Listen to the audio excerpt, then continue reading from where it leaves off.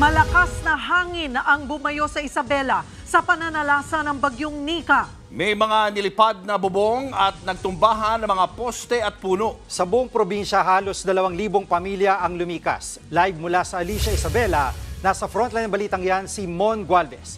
Mon, kumusta na ang sitwasyon dyan? Jiggy, wala pa ring tigil ang pag-ulan sa malaking bahagi ng Isabela. Pero actually, malayo na ito kung ikukumpara sa matinding pag-ulan na sinasabayan pa ng malakas na paghampas ng hanging naranasan sa probinsya dulot ng bagyong Nika kaninang umaga. Mga gamit na nilipad sa daan. Natuklap ng mga yero. At mga punong halos liparin na mga sanga sa tindi ng hangin. Ganito pinaramdam ng bagyong Nika ang lakas nito sa bayan ng Alicia sa Isabela. Ang lalaking ito, pilit pang iginigilid ang food cart na yan, wag lang tangayin. Habang ang ilan, sinusubukan pang talian ang mga bubong sa kasagsagan mismo ng bagyo. Sinasabayan ng malalakas na hampas ng hangin itong buhos ng ulan. Kaya naman, yung bawat tubig na tumatama sa balat ay mahapde, no, na para kang hinihiwa dahil sa lakas ng hangin.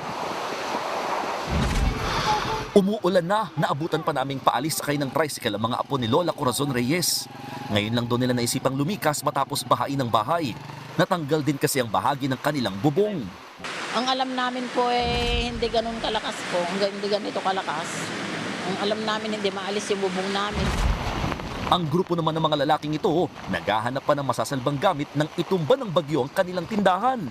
Pagtiyagaan na lang sir kasi kung hindi namin kukunin baka kinabukasan wala na to.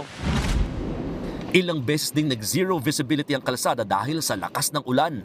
Maya-maya, tumambad na ang mas maraming pinsala. Nagkalat sa daan ang mga nilipad na sanga ng puno at nagtumbahang poste. Sa Cauayan City, nagkasira-sira pa nga ang bakod na ito. Habang sa Etiague, nagkalat sa open grounds ng munisipyo ang ilang nilipad na gamit mula sa peryahan. Tumaas naman ang level ng tubig sa isang ilog sa Tumawini, Isabela. Aabot sa halos 2,000 pamilya o mahigit 5,000 residente ang nagsilikas dahil sa bagyo. Pagmamalaki ng Isabela Provincial Government, nakatulong ang dredging at desilting sa mga ilog na konektado sa Cagayan at Pinakanawan River. Mula sa 948 high-risk barangay na binabaha, nasa 130 na lamang daw ang naiwan. Jiggy, dahil wala pa nga rin tigil ang pag-ulan sa malaking bahagi ng probinsya, hindi pa halos naayos at nalilinis ng mga residente yung mga nagsiliparang mga gamit gaya ng mga bubong. Dito nga sa kinatatayuan namin, halos nagkalat pa yung mga yero na tinangay ng hangin dala ng bagyong Nika dito sa daan.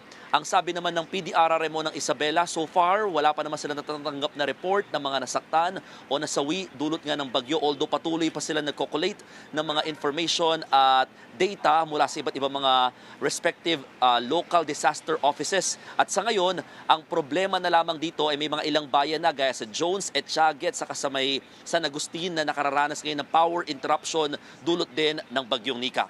Jiggy. Maraming salamat, Mon Gualvez, at ingat kayo dyan.